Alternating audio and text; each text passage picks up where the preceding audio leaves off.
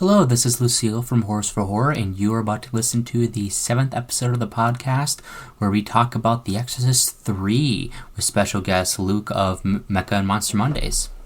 This episode contains talk about nihilism, murder, racism, bigotry, exorcisms, Christianity, and stuff like that in similar vein. So if this isn't really what you're feeling today, maybe skip this one out. But for those who stick around, I hope you enjoy the episode.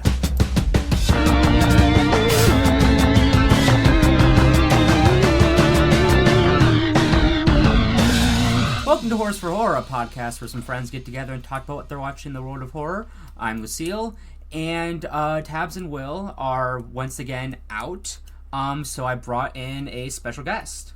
Hello, and my name is Philip Jones. No, my name is actually Luke.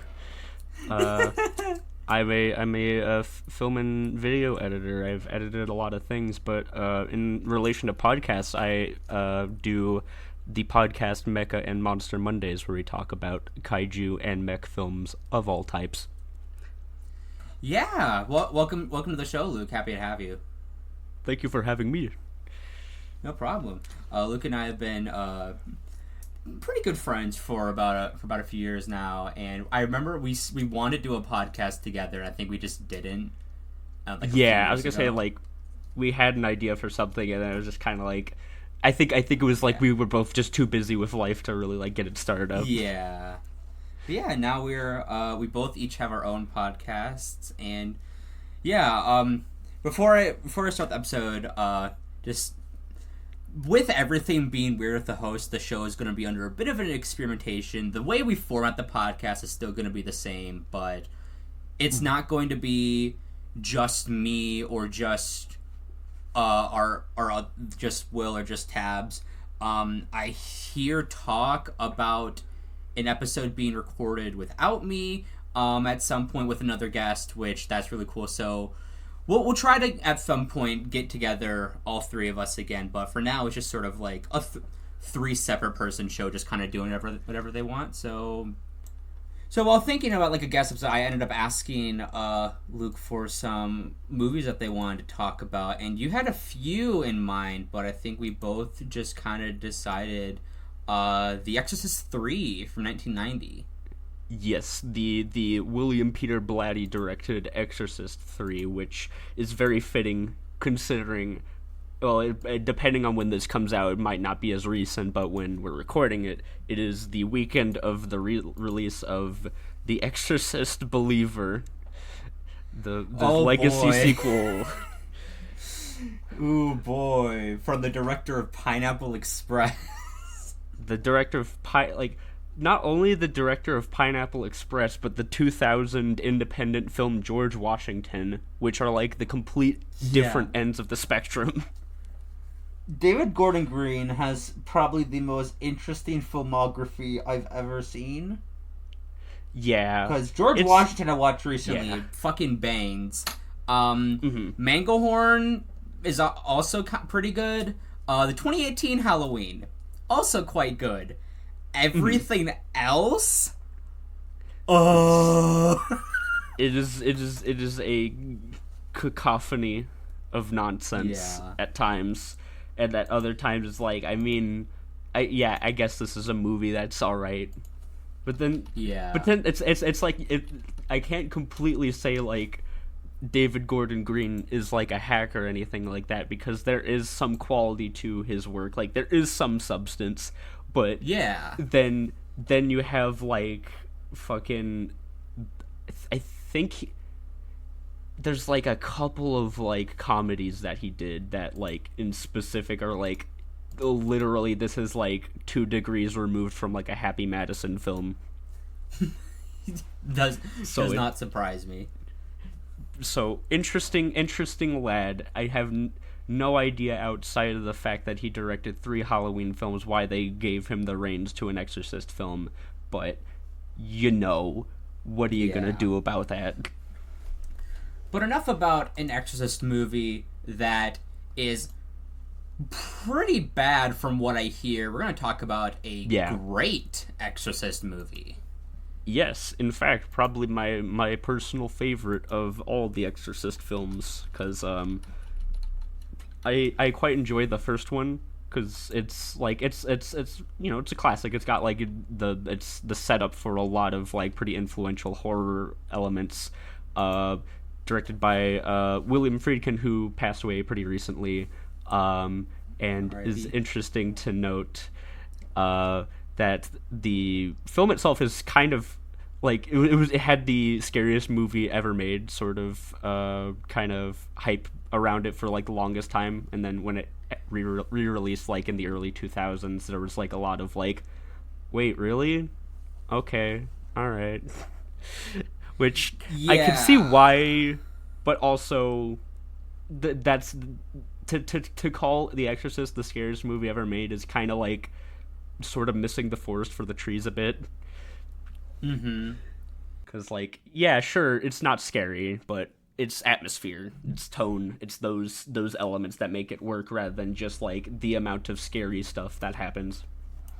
Yeah, I would definitely say when I watched The Exorcist for the first time, I've been wanting to rewatch it, honestly, because I don't know if I don't know. I heavily doubt I will feel the same way, but I truly did not give that movie the credit that it deserved, purely because it was built up as like the scariest thing I've ever seen, or like people have ever seen, and then I ended up watching it and it just felt like kind of nothing.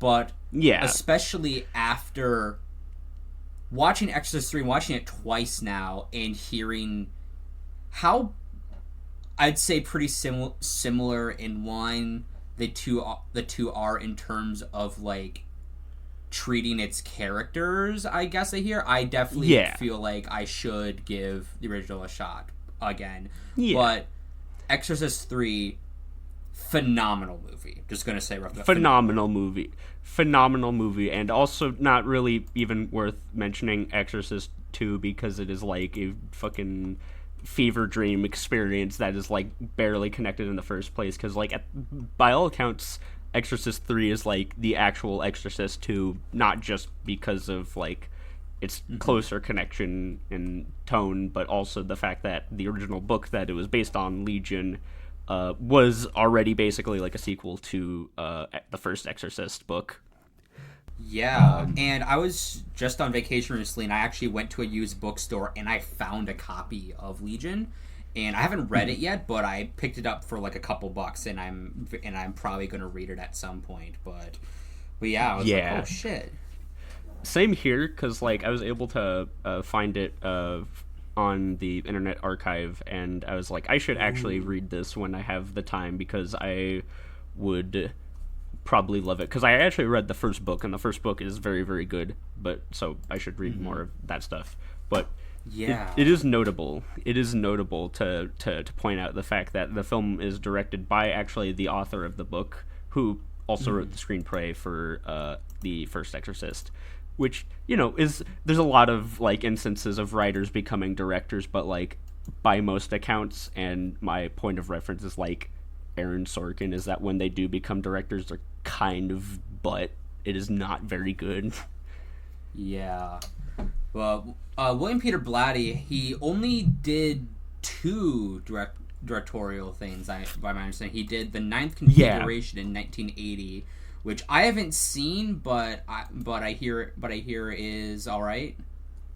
It is interesting. The best way I can describe it is that it is a film that is very deeply confused about how mental illness works, but is still a empathetic story at its heart.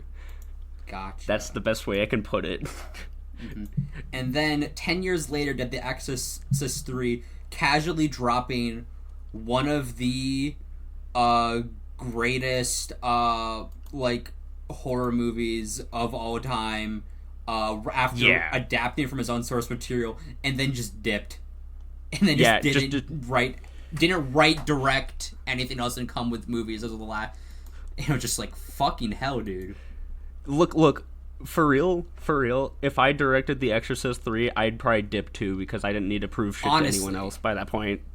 Honestly, like, like straight up. And the fact that looking this up recently, or just yesterday, besides on places like Letterboxd, where like I want to say, at least, I don't want to make Letterboxd seem better than it is, but like you actually have people there who seemingly like understand movies and care about movies in some sense, because it on every other site it really does not have the respect that it deserves. I think IMDb, it's just barely out of a 6, and it's both critically rotten and audience rotten on Rotten Tomatoes.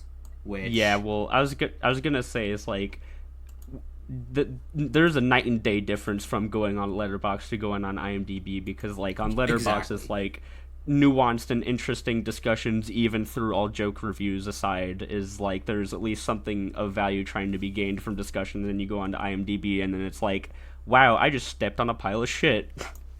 Yeah, literally. So Yeah. there is that. And also, I mean, Rotten Tomatoes is Rotten Tomatoes, so like it's kind of course, hard to judge that, especially like taking into account like that it's like more or less from like reviews that came out around the time it probably actually was released. So like, yeah, hard to tell.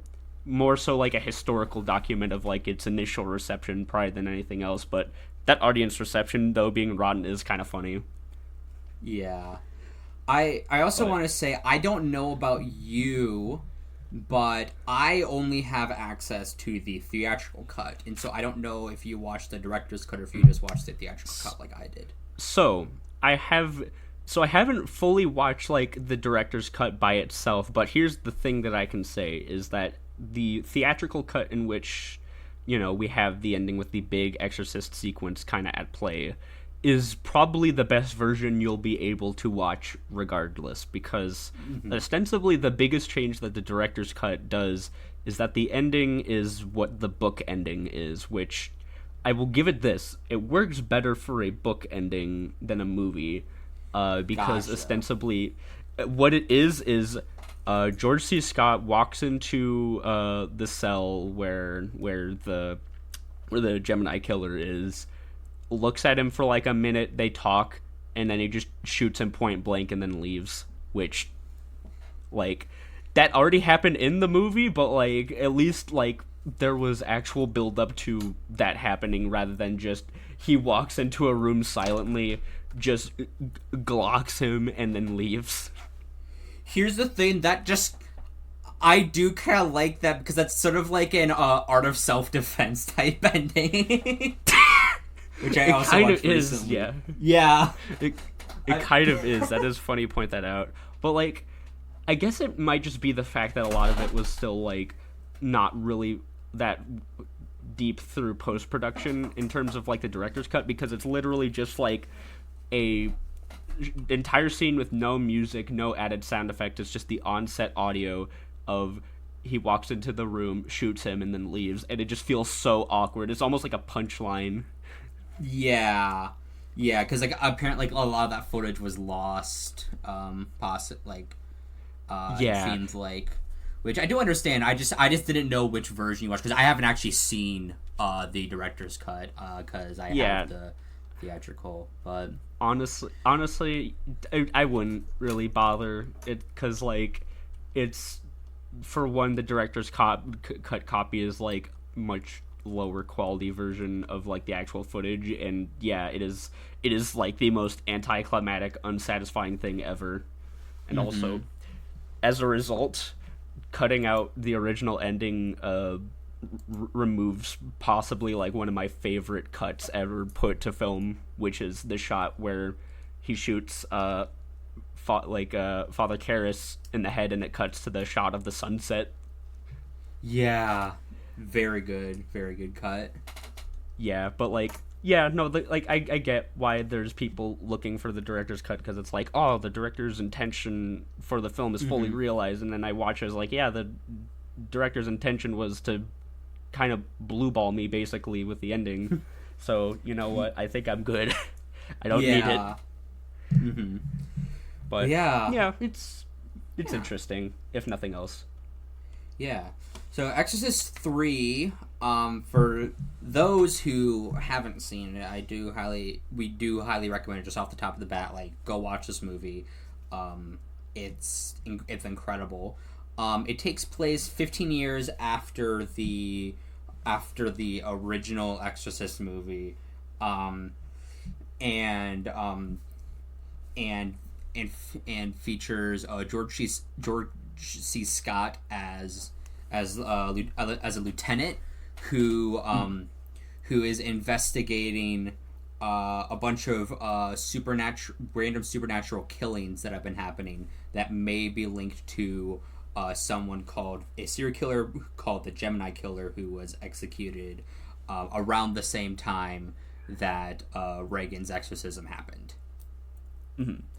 Yeah, and what's notable is that the lieutenant in the film, Lieutenant Kinderman, is a character that was originally from the first film, who had a relationship with Father Karras, who was, if you don't really particularly remember who Father Karras was in the first film, he's the guy who basically got the possession away from Reagan and then jumped out of the window and went down the world's scariest flight of stairs to ever exist. Outside of seeing the Joker stairs in public, it is the scariest flight of stairs you will ever see. Basically, yeah. It is like they are kind of like on similar level of like, dear God. Yeah. But yeah, and Exorcist 3, something that I really like about it is it's both a like a demonic possession movie and like a supernatural like mystery, but then when you have but just because it is like a detective movie, it has that same sort of like, I don't want to say bleak energy, because this movie is bleak, but it's not as bleak as what I would compare to, which is Seven. Just more so in the fact that like just this really gloomy like murder mystery basically, and maybe not the most apt comparison, but it was like the first one that came to my head because I adore both movies. But I think some of my favorite parts of the movie are when Lieutenant Kinderman is talking to the Gemini Killer who is possessing Father Karras' body.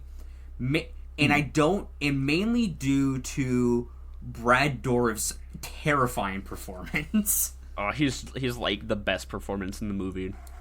It is incredible. I love Brad Dourif as an actor so much, and this might be my favorite work from him. Obviously, like Chucky and everything else that he's done is great. He's great in Rob Zombie's Halloween. Also, I think that if he wasn't the Gemini Killer in this, I think his performance in Rob Zombie's Halloween 2 would be my favorite from his. But just his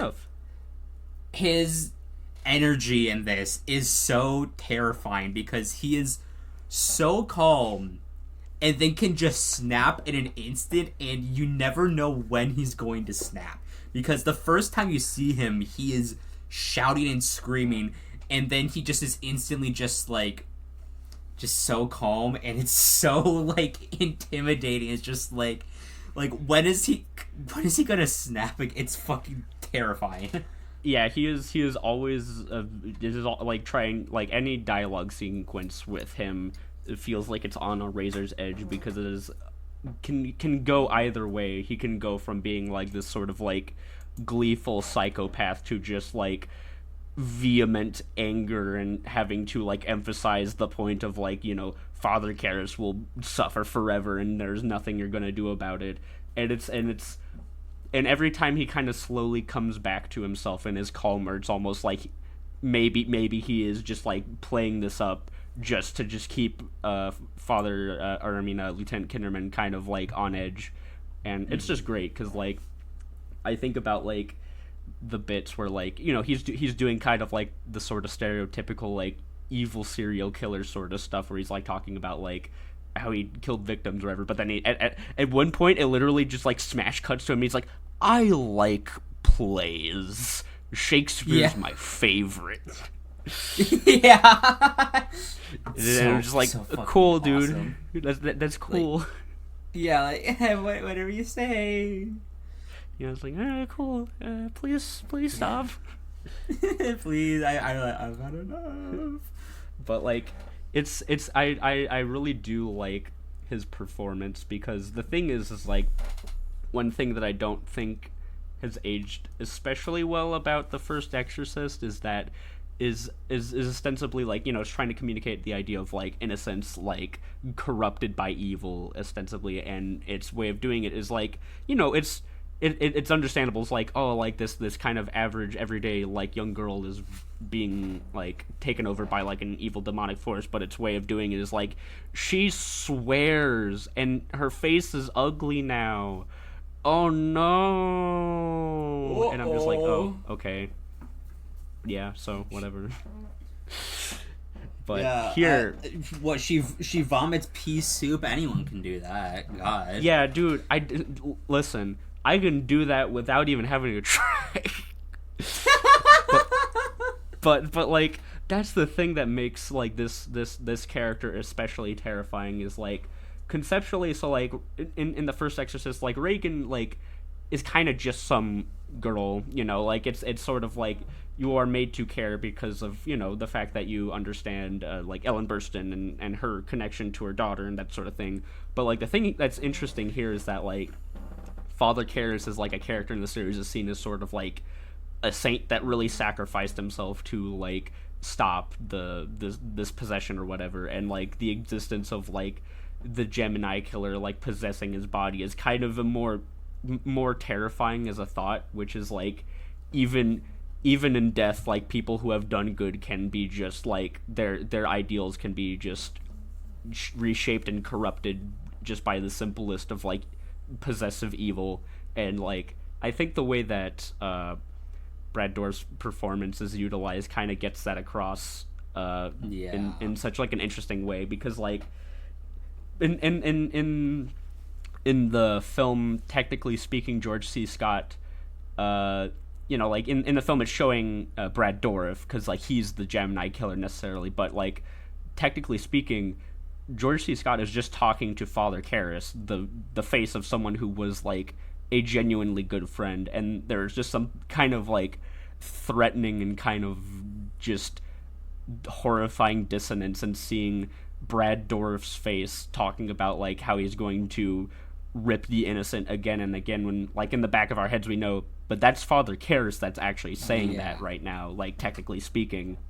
And it's like, I don't know, and even just in the presentation, because like in the first Exorcist there's like the vocal distortion and it's like, you know, just made to sound like evil old lady, whereas in this film there are like brief shining moments where you can kind of tell that it's just Brad Dourif's normal voice, but then it just slowly and progressively gets more fucking like distorted, like the bits where he like laughs and then puts on stone cold face and he says something along the lines of like, it's the little things that get us through life, isn't it? And, and it's just so weird, it's just so fucking bizarre and unnerving, and I love it. Yeah, it's really good. It's like it's like very like subtle at the start for like the voice modulations, and it's like it's sort of like a when you like notice it, like it's just like that's a bit weird. Then then it just kind of goes to it's like, oh shoot, it's not just like immediately off the bat, which I do quite like a lot. And then it's the slow implementation that makes it more effective. Yeah. And George C. Scott in this movie also commanding the screen. Like, he really damn good. I don't think I've seen much else from him beyond this, and he was in Doctor Strangelove, but, like, he's really fucking good in this.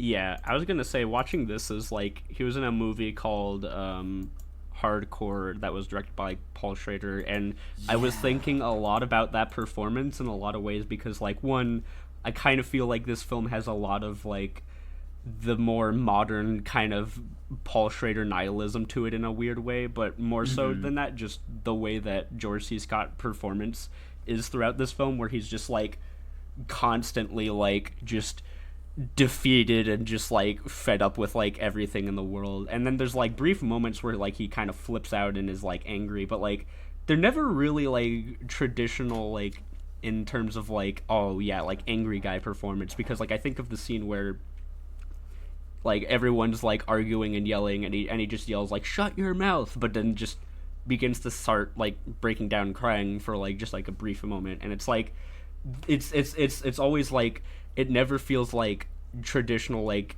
angry cop guy who is like always on it because he knows he's better than everyone else. He's just like, I have no idea what's going on anymore. I'm like just kind of an old man in the world that like does not seem like normal to me anymore, ostensibly. Yeah. And as a character, he's probably like the most fascinating to me out of like any of the characters within The Exorcist, just by the fact of like he's ostensibly like, you know, in Exorcist a lot of like the storyline is kind of like good versus evil, because like Father Karras is like a good honest priest who fights against, you know, the possession of Reagan, but like George C. Scott is not a saint. He's just like, I'm going to try to find any way in which I can to like stop this from happening, but I also am like, my view of the world is ostensibly that it is kind of already over and we're just still kind of living in it,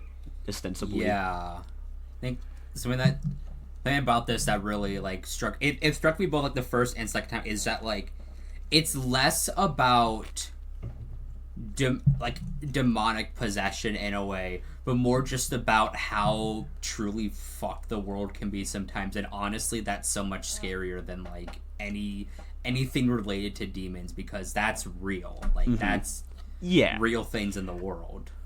Yeah, I was gonna say it's like the in terms of a lot of the possession stuff and possession stories, like it's not especially scary when you're trying to get to like the nitty gritty of like the possession stuff, because like for one, a lot of it like real talk is kind of just based in like a lot of like Catholic sort of stories of like, oh, you know, this person was considered evil because they did fucking adultery or some bullshit like that, and therefore they were like possessed or something like that. So like it's based in a lot of like archaic ass like ideas, which to be honest the first film kind of started those ideas up again, and William Friedkin did a documentary about it that's like one of the worst things ever. Would not recommend it. But like is there is a 20-minute sequence of like an actual exorcism happening, and it's basically nothing happens besides a woman yelling that they obviously like did vocal VFX on. And I'm just like, wow, cool. Owie. What a movie. Yippee. But thanks, William. You know, I kind of don't think I don't think it's entirely his fault, because I kind of feel like he's just doing it as a bit, if I'm being honest. Yeah, that I remember you like saying that just feels like a fucking bit. It really does. He feels like he does an eyebrow raise for like every single like time he's talking to the camera, and I just can't not think in the back of my mind of like fucking he's doing the clearly you don't have an air fryer face.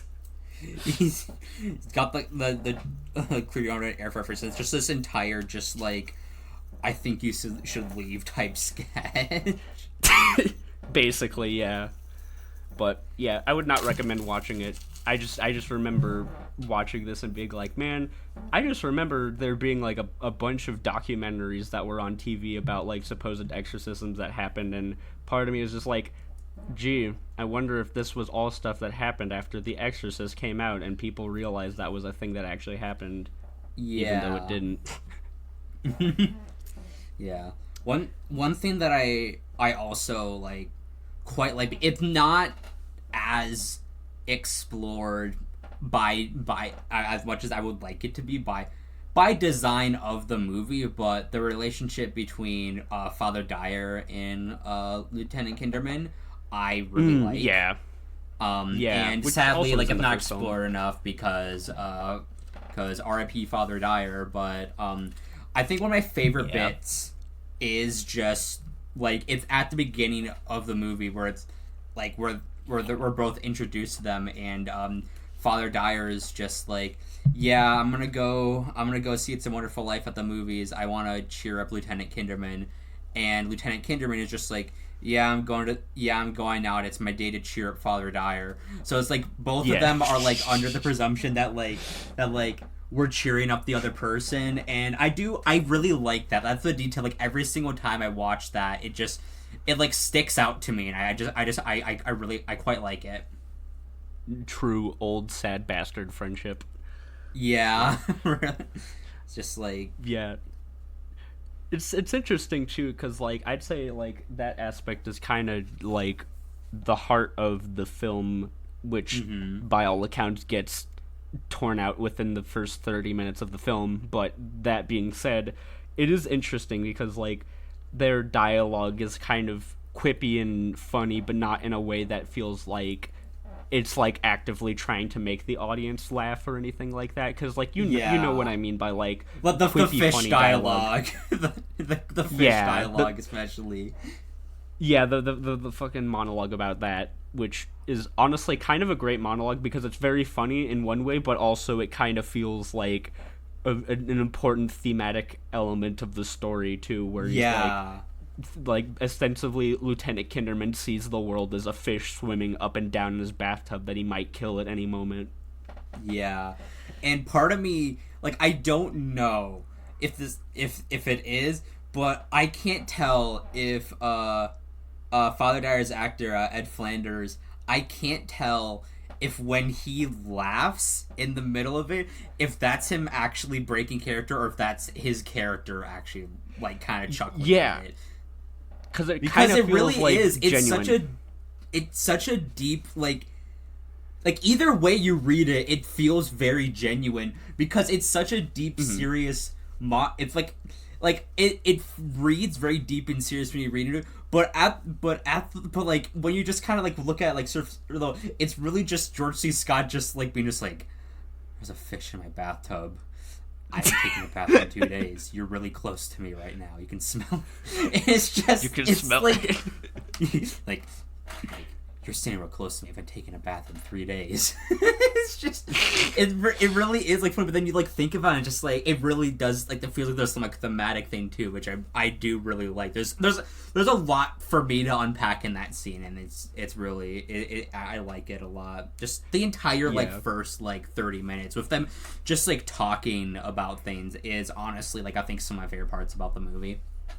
Yeah, because, like, I mean, by all accounts, it's, like, simple dialogue stuff. But for one, it's, like, shot and staged in such a way where, like, it is still, like, engaging. But also just, like, the actual dialogue itself is great because they're talking about, like, very normal things. Like, they're at the restaurant and they're talking about, like, the Father Dyer's, like, you wouldn't want to live forever. And George C. Scott's trying to, like, desperately to kind of, like, give evidence as to why he would be cool with it because like I've got hobbies and that sort of thing, and then at some point he kind of does eventually break and be like, yeah, maybe not, but like I love the fact that it's like this very conversational like dialogue that doesn't feel like it's trying to be too like buddy pal kind of type discussion. It's like it just feels like two working friends that have kind of like kept together after like going off on a different job or something like that. That's kind of like how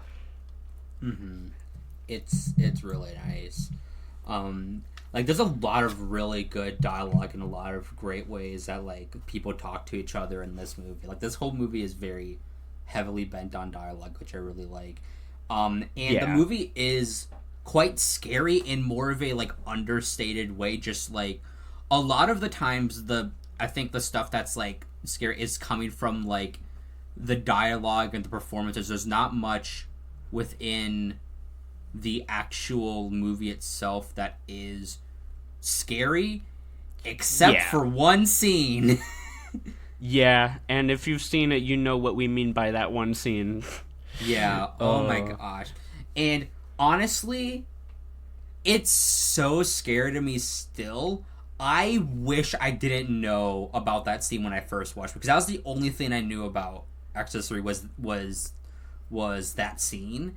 And yeah, to when I got to it, it was just like, oh fuck, it's that scene. It still scared the shit out of me, but I honestly wish I didn't know that scene existed beforehand. And I wonder if there is anyone, like, possibly if someone went to watch this movie for the first time, or like they went to listen to, or they went to watch, like, either from the podcast or just in general, and didn't know about that scene. I genuinely am curious, because it is just this. It feels like it's one single long take, but it's not. There's actually cuts in it, but it's a nurse, like, wrapping up her shift at the night, and like working the night shift, and it's just this faraway shot of the hallway to where you can just see the entire like office area and like some rooms, and she's just kind of walking around, and then she goes into a patient's room because she hears something. And she actually wakes up the patient, and it's like a loud big thing, like, ah!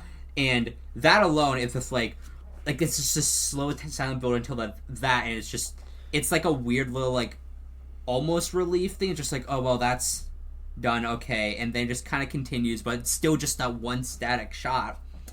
And then they keep on it. Yeah, just stays on it. And I think something that I noticed that I loved about the scene is there is a cop that comes in when she goes into that final room and sits there. Then there's another cop who walks in and, like, tells the other person that they need to go, and then he leaves. And then after they leave, she shuts the door and then walks out, and that's what happens when it's no one else in the room. Like, like me remembering that, like, the cop was in that room the whole time. No, he, like, leaves. Yeah. And, like, make a note that he leaves. But anyways, she leaves this room and shuts the door, and, like, she tries a bit to shut it a couple of times, and then she leaves.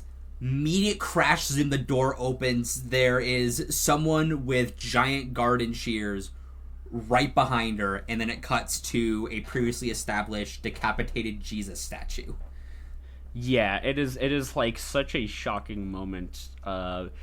In a way that's like the Exorcist is kind of known for shocking material, but like this is shocking in a way where it's like you genuinely did not expect it to happen when it does. And I think it's due to a couple of things, which is like, one, the fact that it does take as much time as it needs to just like kind of let your guard down ostensibly for it to like really land the impact. And also the mix of the crash zoom and the fucking horrific sound effect that follows, which I should also touch on the sound design in this film, because I think that's probably one of my favorite aspects of it.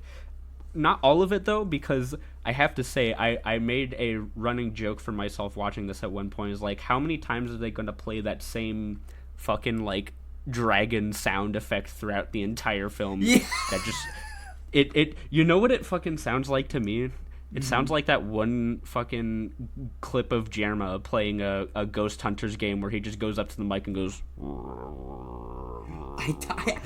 Here's the thing, I'm very... I don't want to say I'm well established as Jerma. I don't know if I'm familiar with that particular... There's a bit in a German episode where like he's playing like basically like a Ghost Hunters game with a bunch of people, where like one half of the people are like playing ghosts, the other half are like ghost hunters, and he was just like fucking with everyone by just going up to his mic and going like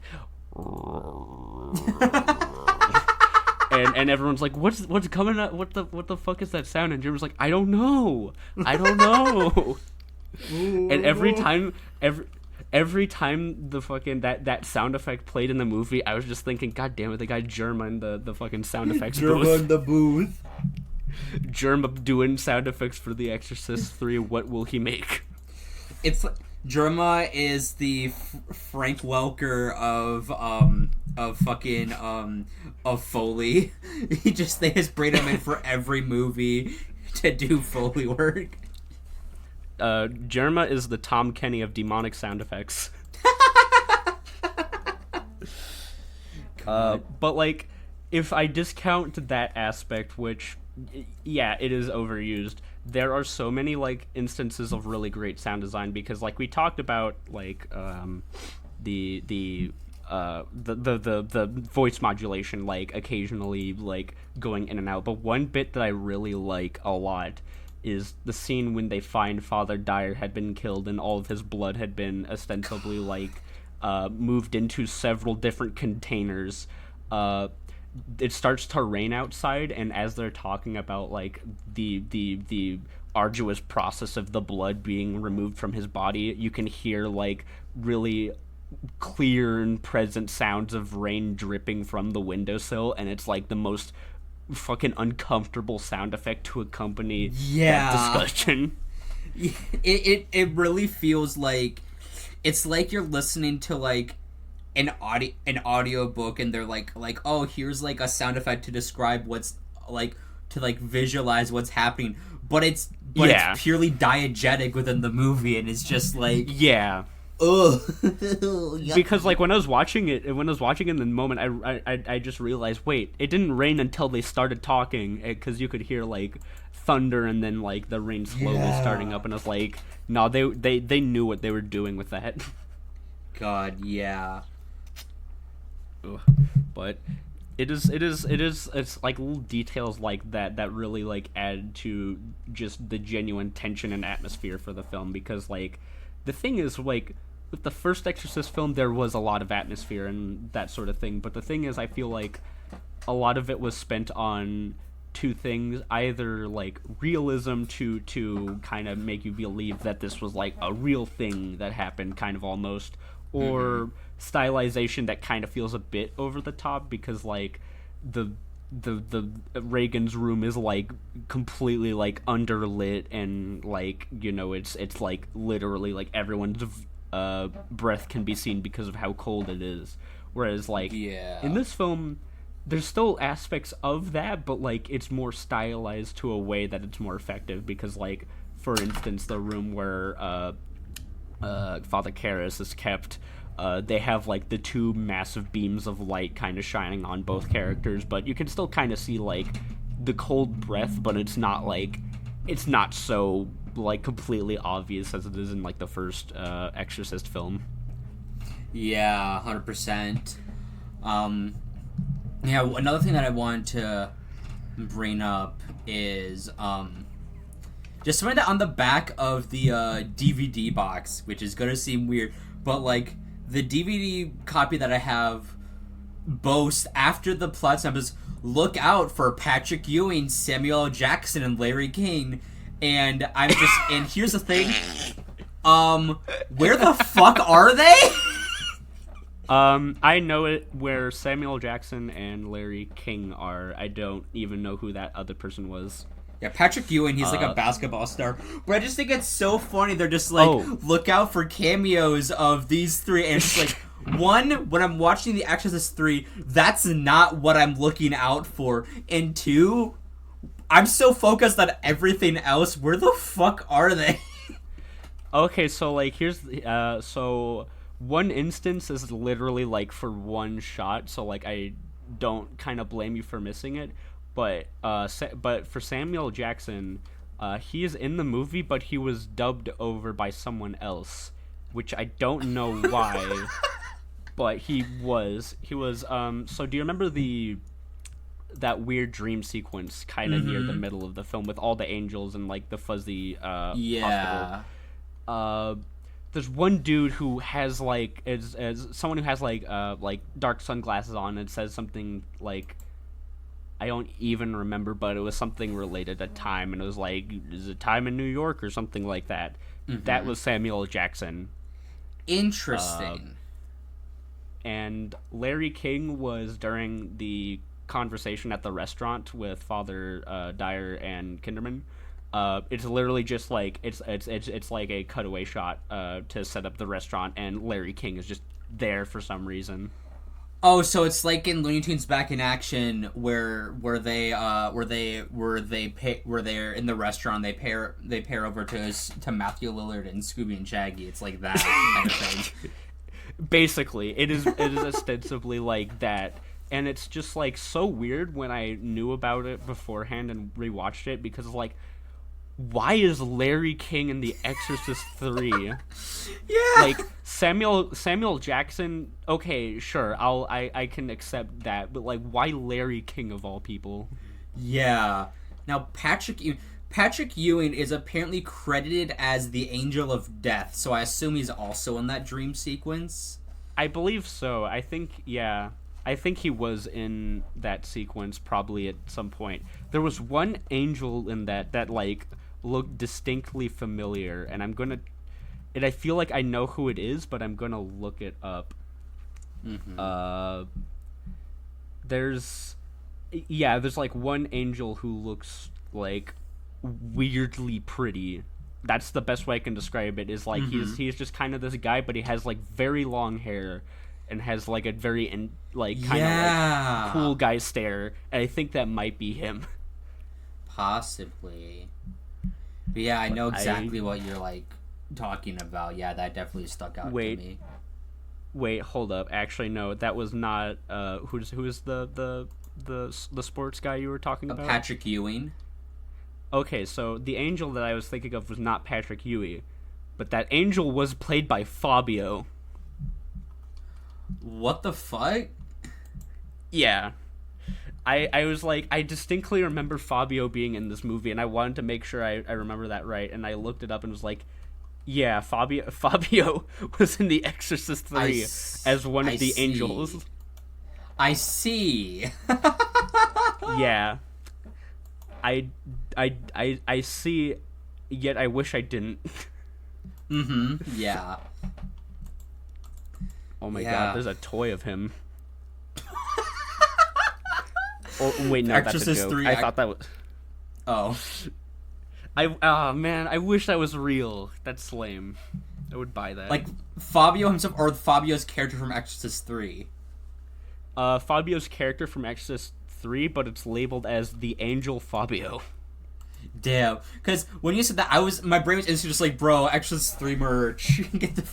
get your like fucking like play. It's like those fucking like the play sets were just like, kid, it was like, use Lieutenant Kinderman to take down the Gemini killer. Use Lieutenant Kinderman to take down the demonic possessions of Satan himself. And you have the kids going like, whoa, and being like, you're under arrest. Yeah.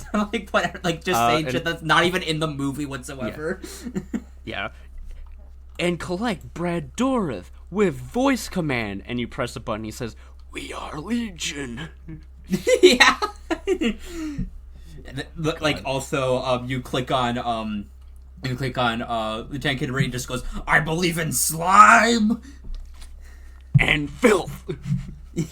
Oh, I really want to talk about the I believe in death monologue, because that might be like, that's like, in a weird way, it's like kind of the thesis of this film, not specifically the monologue itself, but like what it represents within the story. Because like, so something that I found really interesting with this film was the fact that like we do have like basically like a stereotypical exorcist that does actually come in to try to like get the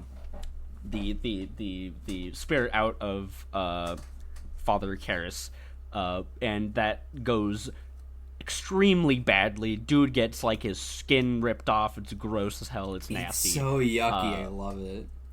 It is insanely gross.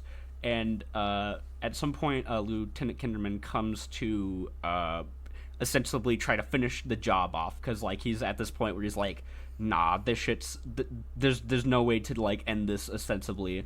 And the thing I find interesting about like the I believe in death monologue is that like, as I kind of talked about before, like the first Exorcist sort of like has a very clear like good versus evil narrative going on with like the priests versus the evil spirit containing Reagan, and that there is like a noble sacrifice by the end of it all.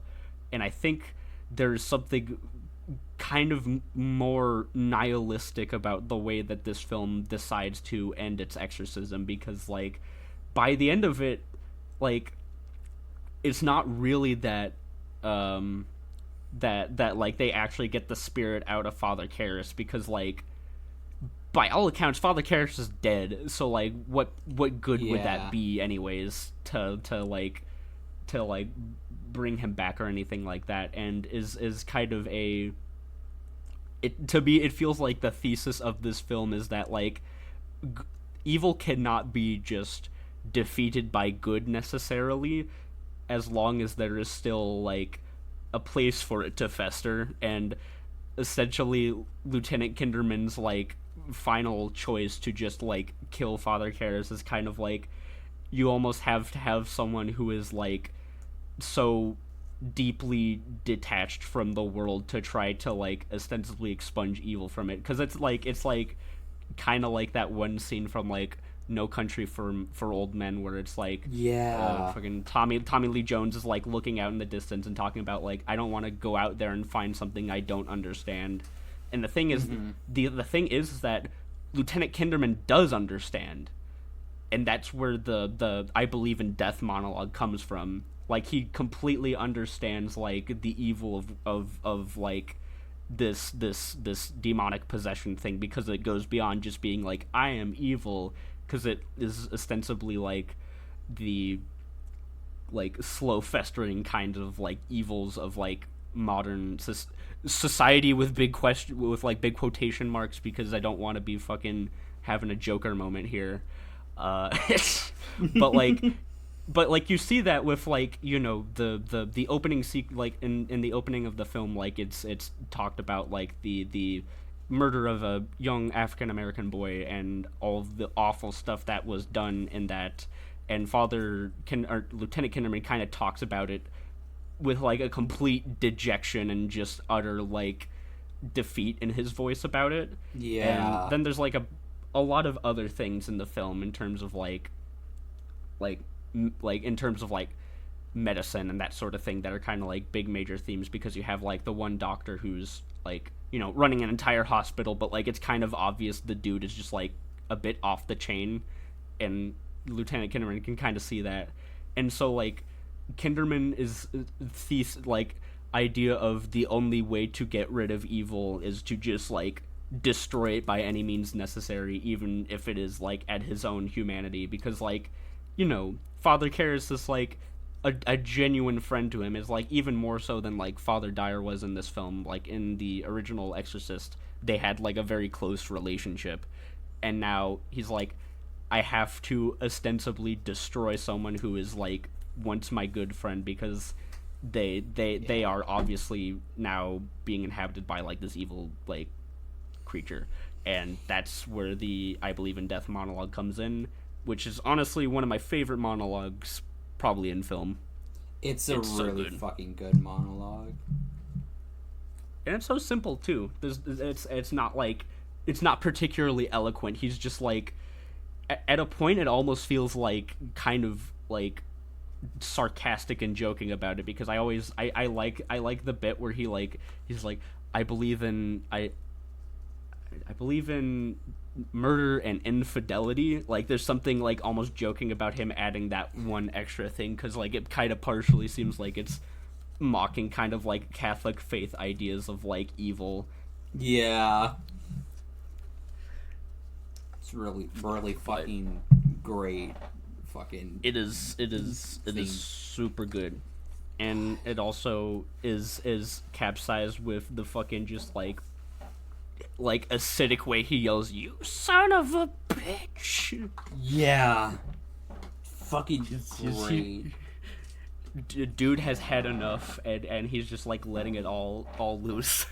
Yeah, I'm gonna wrap this up real quick with one thing that also makes this movie great, because this movie existed, we got another piece of greatness. Apparently, John Carpenter was originally attached to direct this, and he left the project for creative differences, and that's how we got Prince of Darkness. Hell yeah!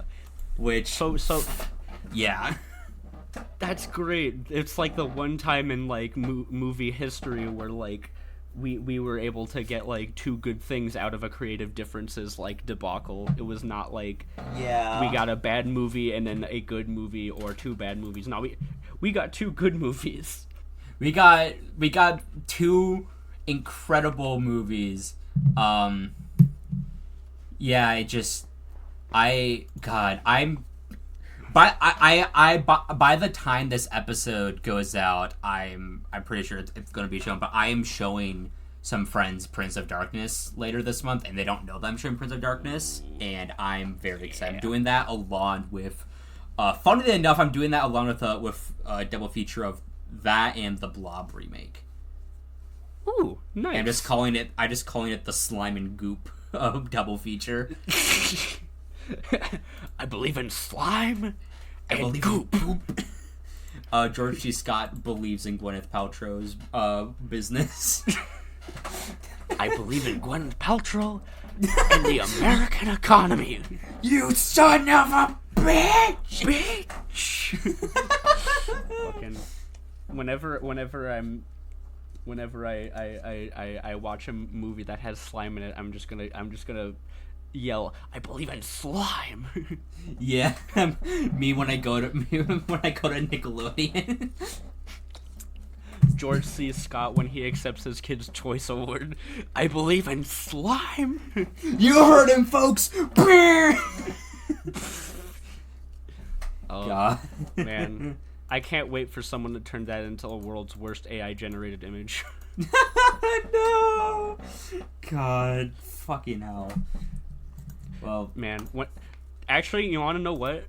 What? Whenever I think about AI-generated image, my mind automatically does the I believe in death monologue. Yeah. The only good thing that AI will ever do is die out. Yeah. The only good thing that AI-generated images will do is become obsolete whenever we have lost control of technology. Yippee! Yeah. God, well, thank you so much for joining me, Luke. It was a pleasure to have you on the show. Thank you for having me. No problem. I'm glad you allowed me to ramble about this great movie. Yeah, no, I love that. Like, I love hearing you talk about movies. I have said this numerous times. I don't know if I have actually said this to you, but you are one of the people who I trust most when it comes to movie opinions. And so, like, anytime you, like, because, like, more consistently, we've had very similar views on certain things. So when you say that something's bad, or when you say something's good, or think that I would like something, I tend to trust it heavily. And pretty much every single time I've been like, yeah, I trust that. I end up going the same way. I think one of the biggest ones that I said were like, yeah, this is it, was when everyone everywhere was being like, Avatar: Way of Water is the fucking banner of all time and must not be missed, and then you came out and were like, yeah, it's like, it's fine. And I went in with everyone else being like, oh, it's the banner, and you being like, it's fine. It's like, well, I'll see for myself. And I ended up just being like, yeah, it's fine. Yeah, I am the prophet. I know what is just. You are the prophet, and then like every single other suggestion that you suggested to me, I will definitely check that out. The ones that I haven't seen, I think the one that was the one that we were like talking was like, was it like not Wild Boy? Was it called Wild Boys, or was that? Oh, Wild Zero. Wild Zero, yeah. I'm definitely gonna check that out because that was one that we were thinking about. Very good fun. I quite enjoy it. It's like it is a meandering zombie movie about cool rock bands and a guy who's ostensibly has a guitar player who is essentially his Jiminy Cricket, who gives him random advice at numerous points in the film. It's amazing. Amazing movie. That's incredible. Yeah, thank you so much again. Go check out Mecha and Monster Mondays. Every Monday it's been happening. There've been some really great episodes so far. Yeah. And you may depending on when this comes out, depending on timing, this is gonna either be like, yeah, no shit, or wow, I didn't know that. But there might be someone who is in this podcast right now that might be in an episode. You never know. Yeah, it's me, Ray Romano. I'm gonna be on Mecha Monster Mondays. Yeah, I got Ray Romano. It was a big financial investment, but I was able to get Ray Romano. Everyone was asking for it, you know. Ray Romano knows everything about mech and kaiju movies. This is true. I talked to him about it. He was like, oh yeah, I know mech and kaiju. That's the girl who was in the Transformers movie. Did you know that Manny the Mammoth is a kaiju? Wow, Ray! I didn't know that. That's so insightful. Thank you so much. Thank you so much, Ray Romano. Are you in anything lately? No. Wow. Wow. Awesome. Ray Romano, everyone. Woo! Yeah, we love you, Ray. Everyone loves Raymond. Yeah, you can follow Horrors for Horror at horror 4 horror on Twitter. You can also you have anything you want to promote besides either where you can listen to podcasts, where they also can find you on stuff? You can find me you can find Mecha Monster Mondays also on Twitter under the @Gamera Mondays, but you can also find just me and my video editing work and other miscellaneous dumb bullshit under my which is Werner_Bertzog. If you would like to see both my film work and also dumb idiotic shenanigans of sorts. Yeah, Luke's done a lot of great stuff when it comes to editing, and yeah, I highly recommend to go follow them if you can.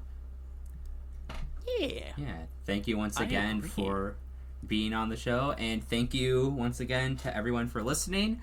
Don't know what's happening next, but something will happen, and I'll see you next time on the show. Bye, everyone.